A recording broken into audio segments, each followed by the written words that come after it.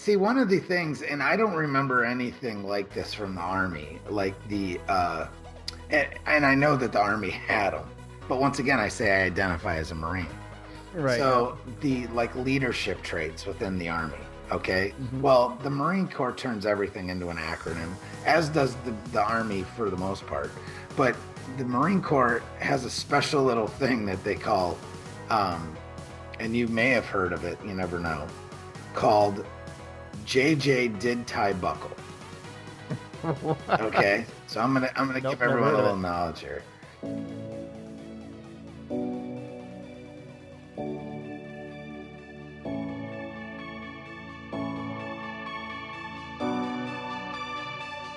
Welcome to Change Your POV podcast, helping you navigate transitions in your life, like entering and exiting college or the military, changing jobs or careers, and providing you with the coaching and mentorship needed to help you advance in your personal or professional life.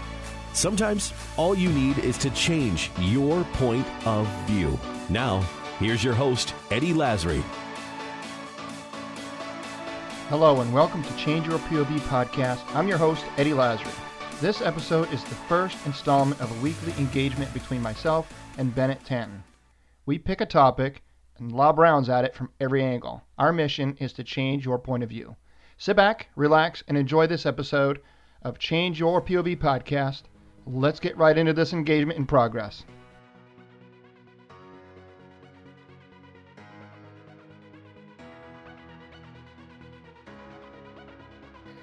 Ooh, baby. Yeah, man, that's what happens. So let me ask you this question. Well, and I've been getting caught up on all the cigars and sea stories on my ride to and from work, and It's funny, man. that group of guys, man, it's some crazy shit. You ain't bullshitting. I'm like, man, I was like, you know, it's definitely its own genre, I think. You know what I mean? Oh yeah. But it's good. I mean, I get it. I love it. I mean, I'm not a Marine, so I don't understand half the shit they're saying, but I get the idea. Right. You know Absolutely. what I mean? Yep. I was like, if I were to create an Army version of that, I would change the name. It would have to be like Marlboro Lights and Sand Stories or something like right. We'll just get right into it anyway, because I wanted to introduce you and kind of get your story, talk about EBV, talk about Bunker Labs, and some other stuff that you got going on too, just to kind of introduce you to the show. So for the listeners at home, I'm speaking with Bennett Tanton. He and I met actually through another gentleman that's doing some podcasting, military. Is it Dan Evans? I think it was Dan Evans' Facebook page. Military Entrepreneurs. Military Entrepreneurs. I put out a little kind of a call to action and asked if anybody was interested in joining a military mastermind group. And three plus myself answered the call, and Bennett was actually the first one to hop on, and so that's still pretty new.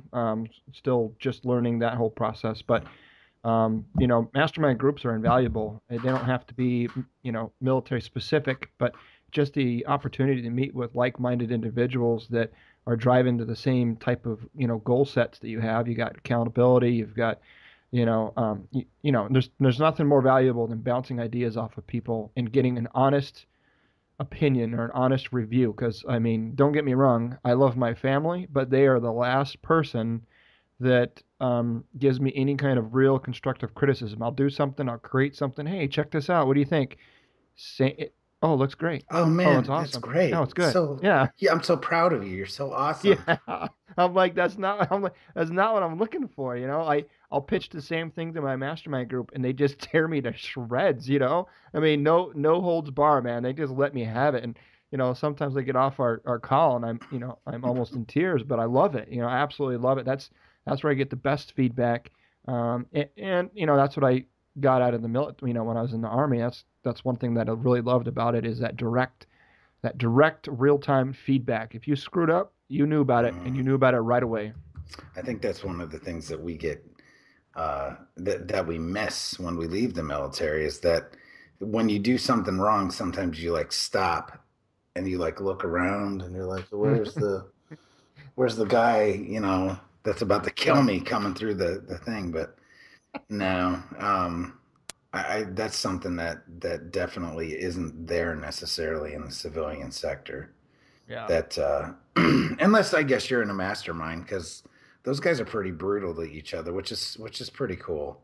Hmm. Because that's what you need, and especially as an entrepreneur and Oh your own yeah. business, you need brutal somebody that's going to give it to you, brutal honesty. Oh yeah, You know, because you don't want to be the first time you hear constructive criticism is when you're pitching something to a potential investor, right? right? Absolutely, because and that's a problem that I find too. Is a lot of guys get butt hurt so easy, Yeah. but Yep. you got to build thick skin, and that also helps you do that. It helps you to.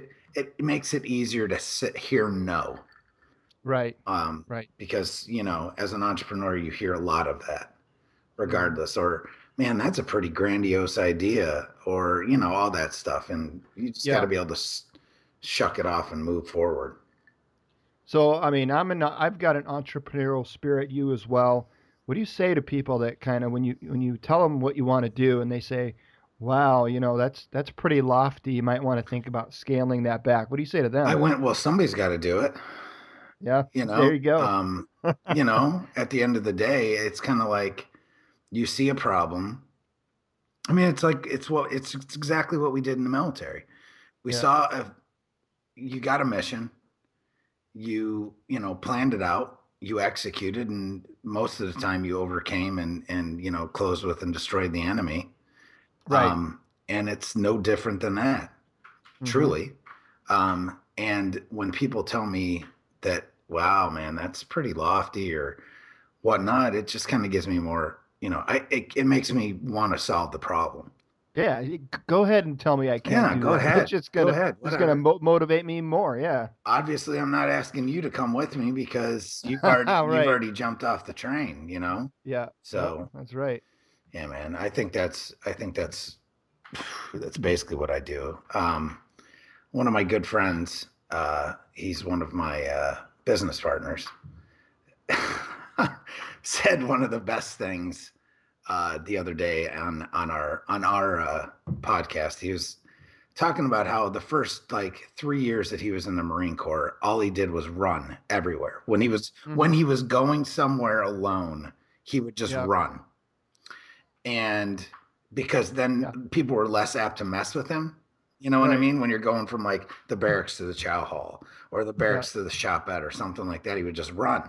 And he Uh-huh. goes, no matter what rank that person was or whatever, if somebody yelled at him, "Why are you running, Marine?" He would yell, "Why aren't you?" and keep running. Just keep running. Right. So I, so I'm stealing that from him now yeah. because I feel like it's a great message. Right. Why are you running, Marine?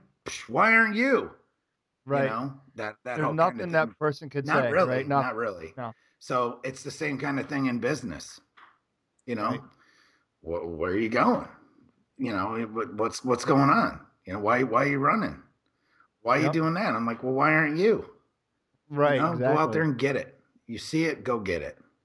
So why do you think military folks and I'm not gonna single any branch. I don't think it has anything to do with the particular branch. I'm just talking people that served in the military, veterans. Why do a lot of veterans, do you think, have just an entrepreneurial spirit? Do you think it's just something that they got because they were in the military? Is it something they had before they joined? Like, what do you think clicks? I don't know if it's necessarily at first for a lot of guys either. A entrepreneurial spirit versus a lot of guys, it doesn't necessarily hit them when they're in or right when they're getting out. Yeah, Because right. it's kind of nowadays things are kind of getting pigeonholed where it's get out, go get a job before you get out, or go Mm. to school. Right. And entrepreneurship, unfortunately, is not something that is pushed that much, even Hmm. though statistically, if you look at the statistics of returning veterans from World War II, okay, Hmm. 49%. All right, which is a crazy number. 50, Yeah. almost 50% of returning guys from World War II started and ran their own business After they got after back. they got back. 49%, man. Wow. That's crazy, right? It doesn't even sound real. But I assure you it's real. And what's the statistic say about veterans today? As of last year, the statistic was 6%. 6% of returning veterans. Now, 25% show an interest, but only 6% right now are executing. So 25 have an interest and only 6 pull the trigger. What is it different? Why is it different now than it was then? Is it the cost of what is it? Is it the market, the cost associated with entering a new business, like funding? Like, what do you think that is? I think it's a little bit of all of it. I think that it's not, depending on your niche, it's not as, they were coming back from World War II and they were, manufacturing was like insane at that point. Right. So a lot of these guys would literally I like, shoes interest me. I'm going to open up a shoe factory in my town.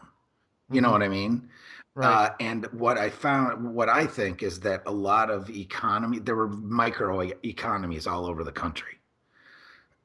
So you were able to literally open up a shoe factory in your town and sell to the people that lived in your town and all the stores in, within like 100-mile radius. Right. And then, another bubble somewhere else would happen with shoes as well. So you literally had all these different independent, like micro economies. Yeah, I mean, these guys didn't start their own business because it was easier to do back then than it is today. I mean, starting your own business is hard. I don't care when you lived, right? I mean, I think they came back and they knew that. I think they carried a lot more of the burden of the success and the growth of America post World War II, right? Right. Well, I think a lot of it too is there's just a lot more of them as well. Oh yeah, as well. Right. Yep. So you literally at that point, you had an entire generation of guys that had left and now were coming back, and there was a vacuum of businesses too. I feel like, right. Number one, but also it's not that hard. I mean, we always say it's not that hard to start a business nowadays. Because it's not in theory. It's hard work. Oh, right. To make it happen and to do it, and you have to be dedicated, and you really have to want. You have to want it. But I also think that the way that their mindset was then was a little different than now. I think now is way more driven by economic influences and money. I think people get into business because they want to make money. And I don't think that back then it was necessarily all about the money. It was more like providing a service for their community. Right. Right. So, and then vicariously, they would make money because they were offering a quality service to their community, which is no different now. But the problem is that the focus is on making money. Yeah. I mean, especially with the financial sector, it's just out of control. Yeah, and you get a lot, especially like online or digital type media businesses today, and people that start those businesses, their ultimate goal is to sell it, right? It isn't to build it and to make money and and have that be their lineage. It's to build it, to grow it, and sell it. And sell it, right? I mean, that's just kind of the American dream nowadays. Right. It's not that they don't put heart and soul into it, because you obviously have to. But it's kind of like you've got the attention span of a 3-year-old, right. Because you're like pushing to grow this company, and then it's like the next shiny toy comes up and gets your attention. Yeah. And then you move on, which there's nothing wrong with that. Right. As long as you're adding value and you're not pulling people over by doing it. Because that's what I think that we as a culture, as veterans, can bring to the table, because we know what it's like to actually care about something outside of ourselves. Yeah, whether something bigger than whether yourself, it's right? whether it's initially it's our brothers and sisters in arms, Yep. because that's when you go over there, it's you're not over there fighting for God and country. At the end of the No, day, you're fighting for the guy on your left and your right. that's right. So we know what that's like. We know what brotherhood and camaraderie are like. Yep. Um, but in turn, if we step back and look at it, that's no different than love for community and love of country. Yep. And that we just come home and there's no purpose. You go out and get a job making $15 an hour, working at as like an assistant manager at Dick's or something. There's no purpose there for you. I'm Hmm. sorry, there just isn't. So Right. what are you gonna do? Are you gonna accept that mediocrity that Mm. brings? Because that's what it is. At the end of the Right. day, you're accepting mediocrity, and most veterans are anything but mediocre.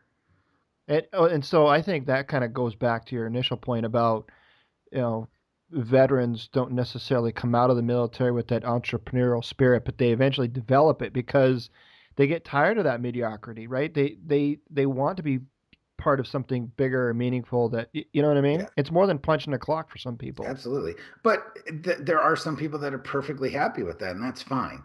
Right. And Yep. that's great. Good on them.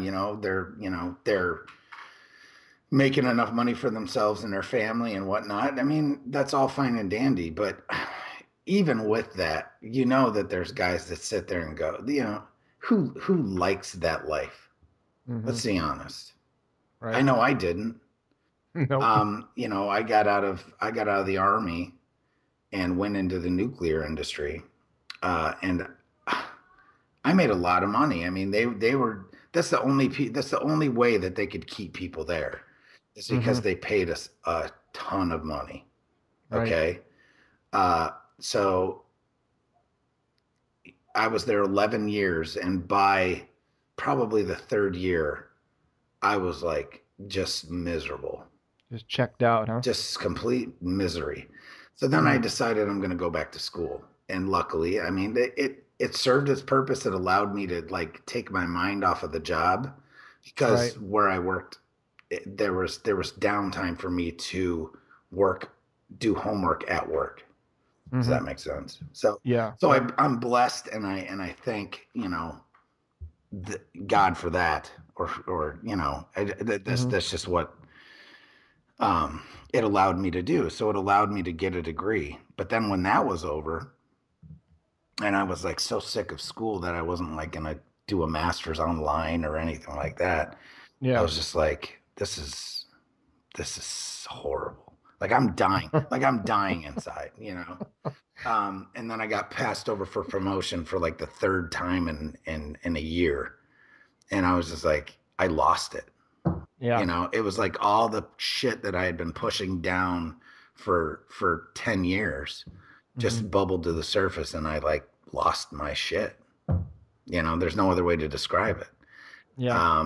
And that point, once I got my head back on straight, I realized that all I wanted to do was to help other veterans that I knew were having the same issues that I did, or basically worse, because I didn't even have that horrible of a military career when it comes to that type of stuff with seeing combat and things like that. I Hmm. saw a little, but it wasn't like guys that were deployed to like Ramadi and Fallujah and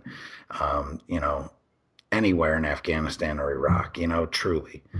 Hmm. Um, so I was like, God, I can only imagine if I'm this messed up, how bad they are. Hmm. And this was my mentality. So I'm like, you know what? So I decided that I talked to my wife, and I'm like, you know what? We're just gonna. I I don't know what I'm gonna do exactly, but I'm gonna help veterans. Mm. So I'd gone to this. During this time, I also went to the entrepreneurial boot camp for veterans with disabilities at Syracuse University, and that right there was the fuel that changed my life. So that's the EBV that you were Yeah, talking about. EBVD, and there's EBVF, and it's a uh, entrepreneurial um, an entrepreneurial program that was developed at Syracuse University as part of the Institute of Veterans and Military Families. Okay. And it is a 30-day online program and a 9-day residency. And, you know, I took a lot of business courses in college. My degree is in security management, but with all the management type courses that I took, for the most part, were all business, because I had that mentality. Right. I learned more, I think, in those 39 days than I did in all the classes that I took in college about business. How did you hear about that? I was literally just like messing around on the internet, because I was looking to go back and possibly get my master's. So I lived in Syracuse at the time. So I was like, well, what could I do, like, to go get like my master's in social work or something along those lines? You know what I mean? Mental health counseling or something. So Syracuse has a really good social work program. That's a part-time or at night program. So I'm sitting there perusing our website, and I saw, you know, veterans and this and that. And I didn't realize that Syracuse was such a veteran-friendly university. So I saw this IVMF, Institute for Veterans and Military Families. I'm like, oh my God. So it's like I went down that rabbit hole. And the next thing I know is I see this, you know, entrepreneurial, or this EBV national program. And I'm like, what is this? So I started going through, and there's a whole EBV consortium, which now I think has got some more schools that weren't there. Well, yeah, I don't know how many schools there are total. There's 1, 2, 3, 4, 5, 6, 7, 8, 9, 10. Yeah, there's 10. There was 8 when I went, and this was just last year, 2014. Wow. So you now have programs.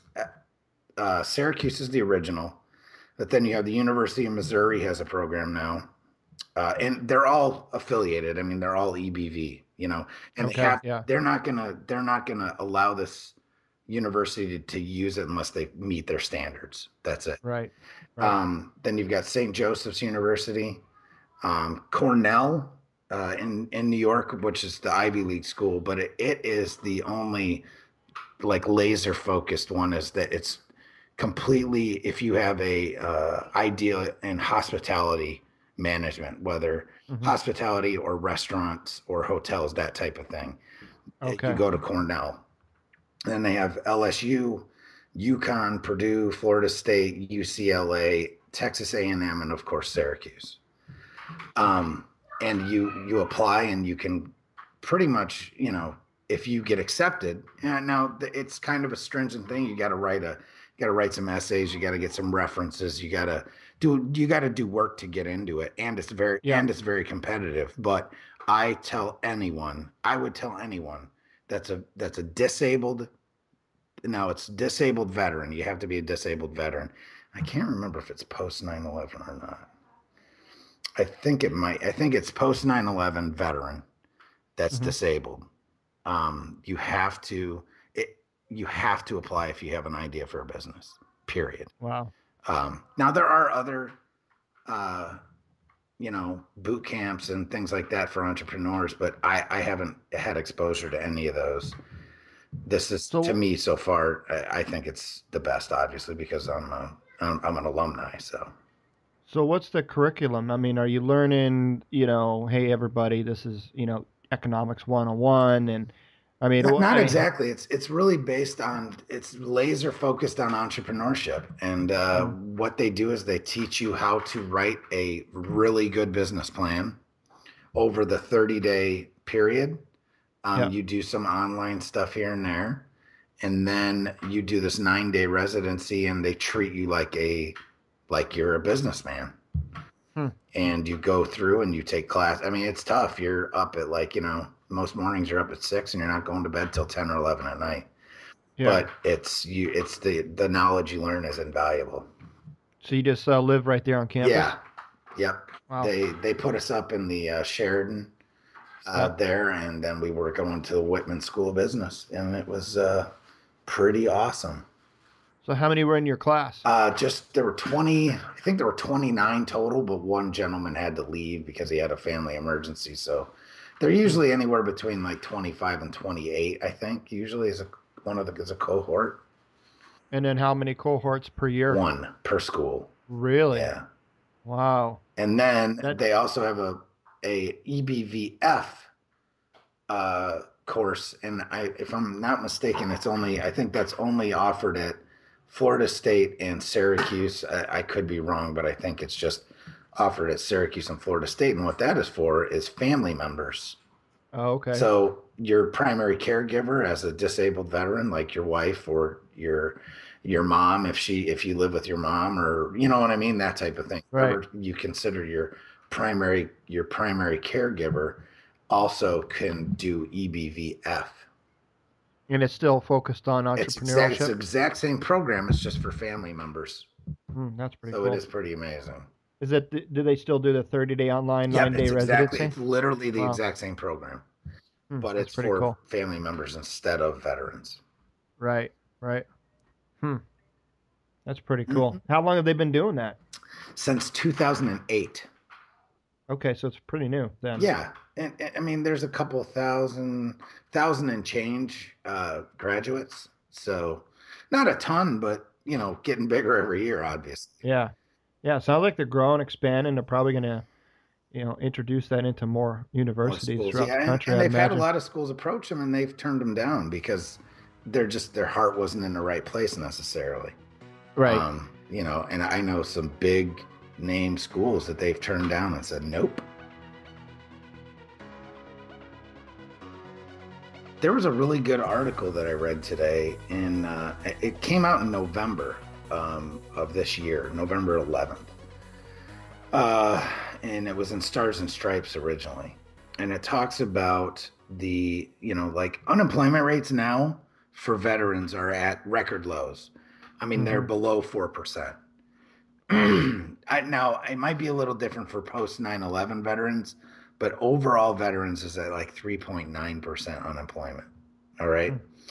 The thing, like with there's the big companies like Walmart and companies like that went on hiring frenzies to hire veterans. There's a lot of them that hired a ton. Now, I'm not saying that their hearts weren't necessarily in the right place, but at the end of the day, they got a tax break for hiring veterans. Oh, sure they did. And the tax incentive was about $9,600 per person. So if you hire 1,000 veterans, you do the math, man. That's a lot of money that they're saving as a tax incentive. Well, not only that, but I mean, look at it from a medical expenditure. Those veterans, especially the wounded ones, are gonna be covered under the VA. I mean, I'm sure those companies still pay medical, but I'm sure they're not fitting a whole lot of those bills, right? I maybe not. It just depends. But if you're not a full-time employee, a lot of places you don't right, get the you don't get the anyway. benefits anyway. And then you're stuck with either you're single and you're going to the VA, or you have a family and now you're forced to get under the Affordable Care Act or Obamacare or whatever you want to call it. You know what I mean? So at the end of the day, it's a good thing that guys are working, but I mean, the retention for a lot of these guys is abysmal. Right. So you've got literally somewhere in the realm of like 20% of these guys don't stay at these jobs for even a year. Right. It's just something when they first get out to kind of. Right. And then they realize, oh, this sucks. Yeah. Yep. And I'll tell you, I've urged a lot of guys. I'm like, seriously, now that depending on the MOS, the ops tempo is coming way down. I'm like, dude, stay in. Yeah. Yeah. Or start a business before you leave. Yep.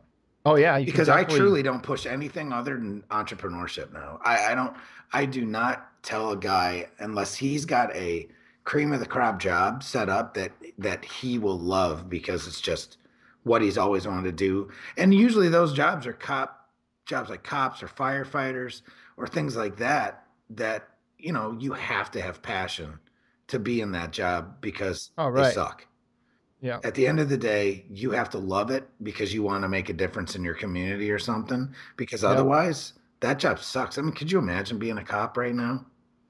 No, No. no, not especially since, everything that's been going on in the news and the way that, no, there's no way. You can't, you're scared to even, say anything, let Oh alone get yeah. out of your squad car. You kidding me? Yeah, it'd be worse than living with the the rules of engagement we had in Iraq. I Absolutely. Yeah. thought those were bad. I can imagine the cops are just, yeah, forget So that. No yeah. way. So unless you have a job that you're ultra passionate about, or you have a Hmm. family, obviously you have to be able to pay your bills. But I would seriously think, depending MOS dependent, everyone's got different stuff going on. Right. Whether or not you want to really stay in. I mean, I know that it sucks too, but trust me, you got a whole new set of challenges when you get out. Because I've transitioned twice, and Yeah. both So times, let's. both the first time was a complete failure. The second time wasn't only because I got a job, a really good job, before I even got out. So I segued right into it, and it didn't allow me to fail, but I failed mentally. I can tell you that. Mm, Um, so so tell me a little bit about about your story in terms of, let's rewind a little bit and you go back to, your military experience, because the listeners don't know that you got a dual personality of I'm very, jarhead and I'm very confused. yeah. So at the end of the day, I spent 4 years in the Marines, and I did just shy of 6 in the Army. So 9 years and like 10 months total. Hmm. Um, though, this is going to be funny. I identify as a Marine. So other people You, want to you, identify as a woman or a man yeah. or whatever. I identify as a Marine. So you check that box I on do, job because at applications. the end of the day, at the end of the day, um, a Marine is always a Marine. Yeah. You know, it's a title that can never be taken away. It's a title that is, no matter what, you are always a Marine, not a Hmm. former, not a whatever. And see, that's something that's kind of moved out of that way too. Is the former Marine thing Hmm. isn't exactly, oh, there's no ex-Marines, there's only former. I just say that if you were a Marine, you're a Marine. Period. Right. That's it. Yep. So then I got out of the Marine Corps. I was in the Marine Corps from 1992 to 1996, stationed at Camp Lejeune, North Carolina, danced all over the place there, and then got out, and I had great, huge aspirations and went to New York City, basically, like Long Island, to become a stockbroker. Mm.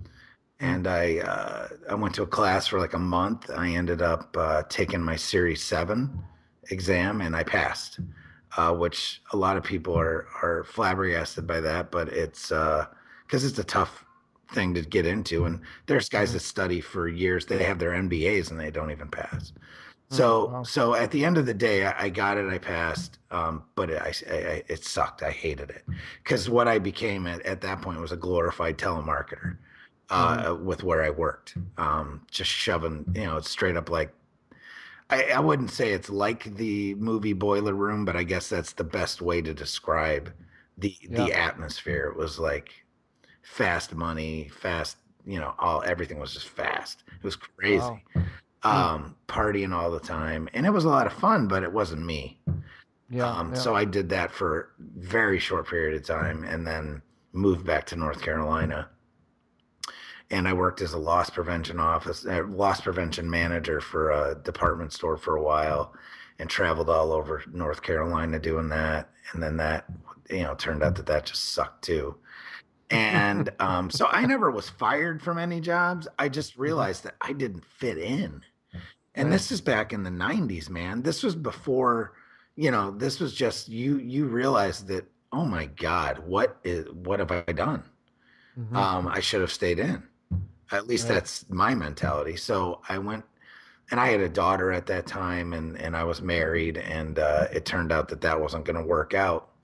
So I was like, reeling, just in the dumps and just broke and the whole thing. And I was like, well, what am I going to do? Hmm. And then I was like, well, I guess I'll go back to what I know.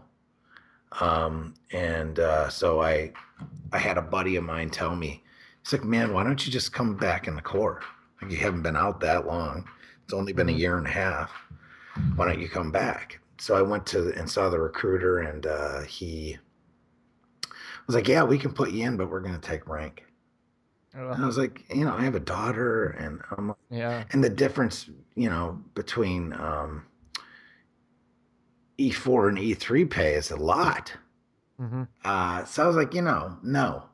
So I walked across the hall and went to the Army, and they're like, oh yeah, what do you want to do? I was like, well, I was reconnaissance in the Marines, and they're like, so infantry, right? And I was like, yeah, I guess, kinda. And they're like, so where do you want to go? Or what's your GT score? So I had to, we got the ASVABs and everything, and Yeah. um, you know, they're like, okay, well, yeah, we can put you in as infantry. And I was like, okay, well, whatever, at least I'll get out of here. And, Yeah. where do you want to Right. go? And I put like Fort Bragg and, uh, I think like Fort Campbell and Fort Stewart. You Hmm. know, those are like my three choices. And they're like, Right. well, we have Alaska or Fort Drum. It's cold or Right. colder? So they're like Fort Drum or Fort Wainwright. I was like, Oh, where the what do you mean? Like, because I'm coming from the Marines, and there's only like 4 Marine bases in the whole world, and yeah. they're all in warmer climates. Uh-huh. So you've got, Lejeune, Quantico, Pendleton, and Okinawa. And I'm like, what do you mean there's an Army base in New York? you know, Upstate New Upstate. York. No, yeah, like Yeah. 28 Yeah. miles from the Canadian border, upstate. And Right. I'm like, Yeah. In the no, middle of nowhere. way, this is crazy, or Yeah. Alaska. Now I had a daughter, and I was like, well, I will never see her if I go to Alaska. So I Yeah. guess I picked drum. Oh. Wow, man. Did you have to do basic all No, over? no, no, no. Oh, that's Thank good. God. Now, see, that's a whole nother story in itself. I literally went from being I mean, fat, nasty civilian sitting on the couch eating freaking Pringles one day to at Fort Drum 2 days later. Oh, wow. No But uniforms, n- unshaven, no idea even what I knew nothing about the Army, nothing. yeah. Um, so I went there and literally had no uniforms, and the sergeant first class behind the desk is like, who the fuck is this guy? Who's this guy showing up here with nothing? And I called him, because I didn't know that there was, in the Marines, if you call a staff sergeant, a Yeah. sergeant, or you Right. call a sergeant, a gunny, a sergeant, Uh-huh. because staff sergeant's a staff sergeant in the Army too, but a gunny is a sergeant first class. If you Right. call it either of those guys sergeant, whereas in the Army, sergeant, staff sergeant, sergeant first class, yeah, you call them all sergeants. Well, I Right. didn't know Right. that at the time, so I was calling this guy sergeant first class. So he goes, because I knew the rank structure, I at least studied Yeah. that. He goes, Yeah. oh, I know what's going on here. You're one of those. You're one of those Marines. One of those One of guys. those guys. And I was like, yes, yes, sergeant first class. I am one of those guys. Did he tell you could drop the first Yes, class he at the goes, end? no, let me tell you, we just call them sergeants. I looked at him sideways and went, what? I Yeah. went, really? So that was pretty funny. Yeah. Yeah. So anyway, I actually became pretty good friends with that guy too. But at the end of the day, that was crazy. So Hmm. then, I went for like a week, 2 weeks. I went for like the first 5 days I was there with no uniforms. And then, I was in receiving the whole time. And then I went for like another 5 days after that with no name tapes. It was so awkward and Did you uncomfortable. tell me? Did you show up to PT in your silkies? No, because No. they actually gave me PT gear, so I had that. But when you're Okay. in receiving, you don't PT, so Yeah, right. whatever. So anyway, it was definitely an experience. I, I still don't know the Army song. Who does, You know what right? I mean, though? See, the Marine Corps hymn, I'll never forget it because it's drilled Right. into you. Yeah. At the end of the day, there's just a difference in size and esprit de corps and the Sure, whole thing. sure. Yep. And at the end of the day, too, the way I always look at it and the way I try to describe it to people is you just have a different mission. Even though in this global war on terror that we've had over the last 14 years, Yep. the missions have kind of become muddled and Right. overlap a lot. Yep. Where basically everybody's doing the same mission. I mean, even Navy dudes are doing the same mission. Oh Air yeah. Force, we're all kind of doing the same mission.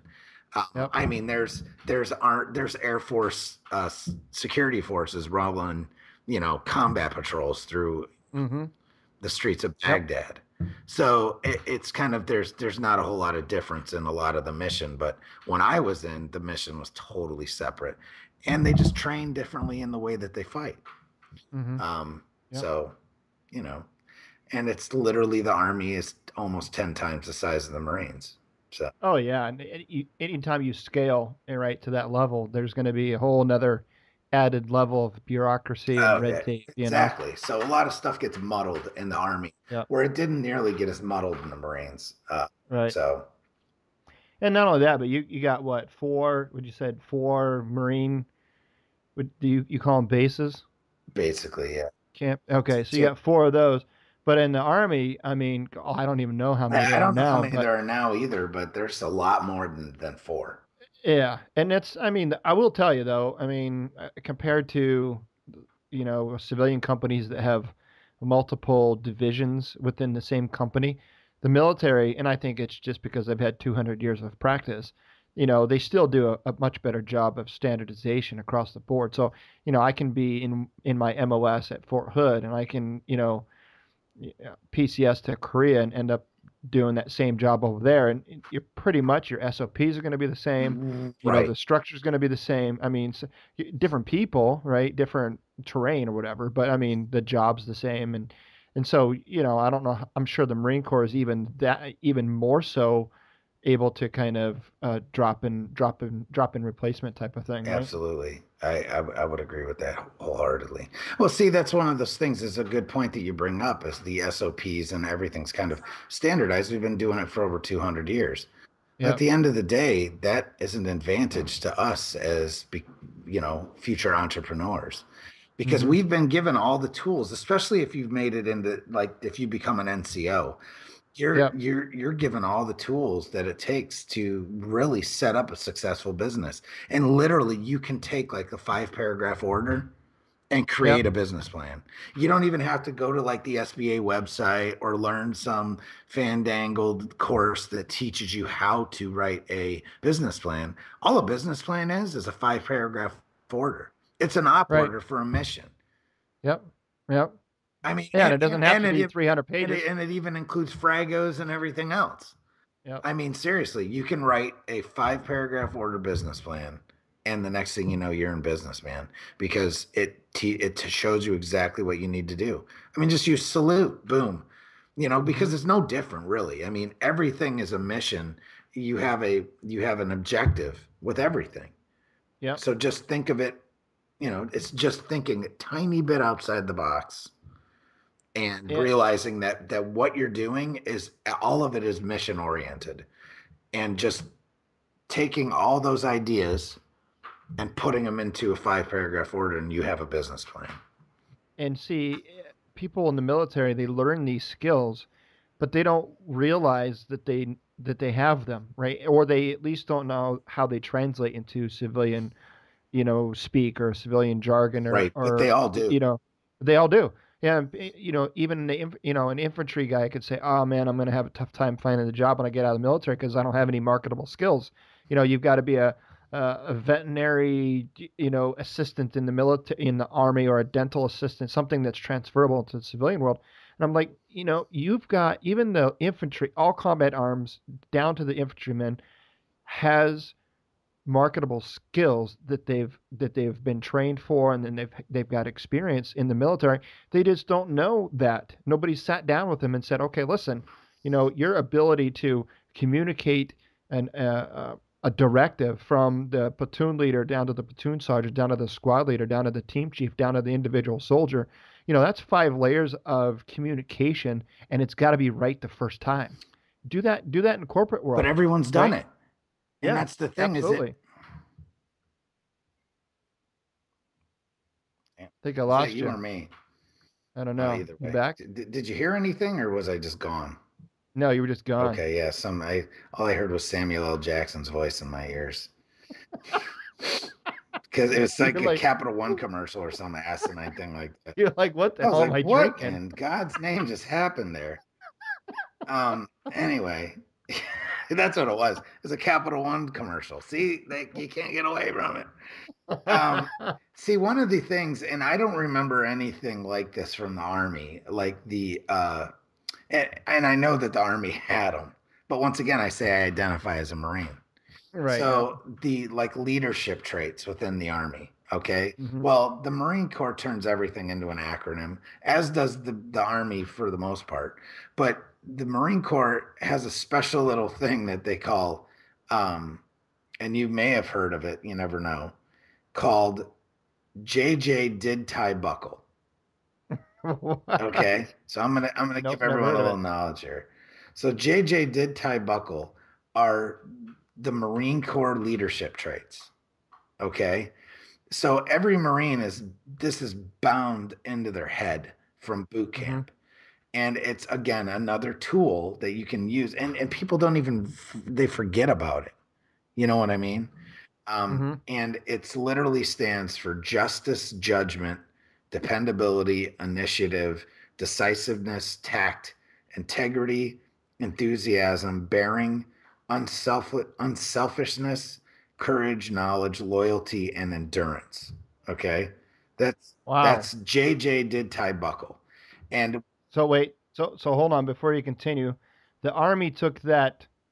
How many is that? How many of I think the there's acronym? 14. Yeah, 14. leadership traits. So the Marine Corps is an eighth of the size of the Army, and they've got a 14 word acronym. The Army has an acronym for leadership as well, and it's actually leadership, and it's spelled LDRSHIP, See, which now is I remember this. I remember this. loyalty, duty, respect, selfless service, honor, integrity, and personal courage. A lot of the same things, Exactly. but there's a few things in there that the Army is kind of missing, Right. though. So, but either way, it's packaged differently. But if you sit there and you take that and you look at it and you really analyze it, that's exactly what you need to lead a company. Yep. Period. You've been given all the skills already to lead, and I mean, as a Marine or a soldier in the Army, you're trained to close with and destroy the enemy. It's no different in the business world. You know what I mean? And technically, see, this is the other thing. Technically, your enemy isn't your competition. Your enemy is the consumer. Right. That's how you need to approach it. That's the mission. Right. Is how do you get the consumer to buy what you've got? A lot of people approach it though as though their enemy is their competition, but that's not true. The enemy is technically the end state and who you're trying to sell to, the consumer. Yeah, you take reconnaissance for example, right? Recon's mission. I was a forward observer in the Army, a fire support specialist. So that's my job, is to go out and seek and find the enemy. And I was attached to the brigade reconnaissance troop, and that was their sole purpose, is reconnaissance. You were reconnaissance in the Marine Corps, so we've got that in common. So basically, the job of reconnaissance is to go out and find the enemy, figure out what their weakness is, and like you said, provide communication, direction to the rear to direct decisive action and decision on that enemy. The same goes for business, right? You go out and you recon. You don't recon your competition. You recon the consumer. You find out what they want, what they like, what they don't like. What's their demographic? How do you pitch to them to what what pain points do they have that you're trying to solve, right? So if you focus your reconnaissance or you focus whatever skill set that you've learned from the military and convert that into the same business model or business strategy, you're right. There's no difference. You just have to be able to find a way to make that correlation. Right, because if you go out and you recon your competition, what are you going to want to do? Emulate your competition. So yeah, absolutely. Really? Who wants to do that? I mean, your competition's already doing well. They're your competition. You're not even getting into this. It's like, or look at your competition or other, exactly other veteran-owned businesses as adjacent units. Mm-hmm. So look at guys as like your fire support or your transportation or your another infantry company that's on your right plugging the hole on the line, whatever you want to use it, as an adjacent unit. And that's one of the things that I'm finding going into this entrepreneurial world, especially with veterans, is a lot of times, and it seems like I don't think it's getting worse. I think it's just, I'm seeing it more, is there's a lot of ego, and there's no place for it, especially in veteran businesses. I mean, we're brothers before we're competitors at the end of the, at least that's how I see it. And it's like I've always told my business partners, and I tell on our podcast, you'll hear me say it over and over and over again.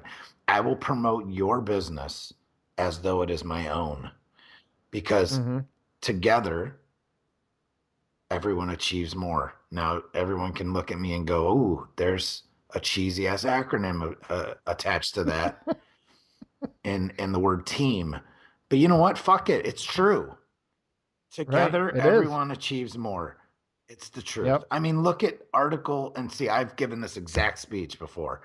Look at Article 15 Clothing and Ranger Up. And if you don't know who those companies are, you best get with it, folks, and get on the internet and that fandangled computer machine that's in front of you and look up Article 15 Clothing and Ranger Up. They're basically the two largest military-esque clothing companies, t-shirt companies, and they do a lot of entertainment in the country. So these two guys decided to get together and make a movie just for veterans, kind of like the Super Trooper movie for veterans, called Range 15. Now these are guys that are direct competition with each other. You know, if one of them didn't exist, the other one would fill the void horrendously. Sure. But yet they still collaborate all the time to do different stuff. And they work as adjacent units. They don't work as competitors. There's like a good friend of ours from Counter-Strike Coffee. Now, one of the guys that's with Article 15 Clothing started a company called Black Rifle Coffee. And Black Rifle Coffee basically got Counter-Strike Coffee into the coffee business. Actually mentored a company owner into being their direct competition. What other demographic does that? And it works, but it works. Yeah. That's the thing. Because we, together, everyone, achieves more. It's just true. Period. The rising tide raises all ships, right? Yep. So we hit the hour mark. We didn't even really get into the topic of the discussion topic. However, that's okay because Bennett is also a co-author of one of my adjacent unit podcasts called Cigars and Sea Stories. So if you've never heard of Cigars and Sea Stories, I encourage you to head on over to iTunes, Stitcher, any of the other podcast players of choice. Download them, hop on iTunes, give them a review, give them some good feedback. They are a pack of Marines. They've got all kinds of stories. Now, I don't recommend listening to this in your car with your little ones. It's probably not conducive to the younger It is age not for the demographic. faint of heart. No, but and I was just telling Bennett at the beginning of our at the top of our cast today that I've been listening to it, been getting caught up. I think there's like 40 episodes at this point, and so I've been listening to it to and from work, and I just sometimes I've had to almost pull a car over because it's just really really funny. A lot of the stuff is very marine. It is marine kind of marine tainted. centric, is it? It is very marine centric. So there's acronyms and things that they say that I don't understand because you just have to be marine to get it. But I get the gist, and I was in the Army, and I can definitely relate to a lot of it. But aside from that, besides the fact that it's funny and it could be quite interesting at times, there's an underlying message, and message is the same message I have. We just have two different delivery methods. That's it. But the message is, do whatever we got to do to get a message to the veterans out there that, there are people out there like us that are wanting, willing, and able to help to, and it doesn't, and I say help with businesses, help with, things you may be struggling with, help with answering some questions. There's just so many people out there. You just have to reach out and ask. And sometimes that's the hardest thing to do. That's like, the hardest gap to cross is to go from 0 to 1. It's easy to go from 1 to 2 and from 2 to 3 and from 3 to 5 and 5 to 10. The hardest obstacle is to go from 0 to 1. That means going from nothing to something. That's going from bottling it up inside and just trying to deal with everything all on your own to just finally giving up and just succumbing to that pressure and just reaching your hand out and asking somebody for help. That's it. And if we, through these podcasts, through our blog posts, any of the efforts that we have, if we can find a way to reach just one, and it doesn't have to, we've been going back and forth between Army and Marine. It's not about that. At the end of the day, we all wear the same, last time I checked, unless they've changed it, I don't care what branch of service you're in. At the end of the day, we all had the same thing on our shoulder, and that was the American flag. And that's what it was all about. We're all together in this, brothers and sisters. Ask for help. Reach out. You can reach me at my website, which is changeyourpov.com. You can go to cigarsandseastories.com? Cigarsandseastories.com. Cigarsandseastories.com. And, there's a huge community out there. So Bennett is going to be coming back. We're going to try to do a weekly podcast where we're just going to pick a topic, and we're going to do just kind of go back and forth, hit the pros and cons, just do a candid bantering session with the underlying goal of providing some kind of value. And that's the key value. Add value. That's it. I just want to say one last thing. I know we're wrapping it up, but it comes down to this. As veterans, a lot of us have seen a lot of stuff, but it comes down to the bottom line is this. If you're being useful, you cannot be sad. If you are of use to your community, meaning the veteran community and brothers and sisters that are in pain or just need some guidance, you yourself cannot be sad if you're being useful. Right. Period. Right. I agree. Sometimes you just got to get up off your ass. Go fix it. Get involved somehow. Fix it. Just that's it. All right, man. Hey, Bennett, thanks. I appreciate you coming on. This is our first episode, but I feel like we've kind of been down this road a few times. Totally didn't cover the topic we wanted to cover. Didn't. So here's a teaser. What we were going to cover is recently, I think it was last week, as a matter of fact, the Department of Defense announced that women are now able to serve in all combat arms MOSs across all branches. So what Bennett and I were going to talk about was women in combat arms. Good, bad, pros, cons. So that's our teaser for the next episode. And before we get into that next week, I do want to get into Bunker Labs. I don't want to. Yeah, that's another teaser. There's another blurb and shout out to them. A quick plug, Bunker Labs. So if you want to do your homework, check out Bunker Labs online, and then you could probably have some frame of reference for our next discussion.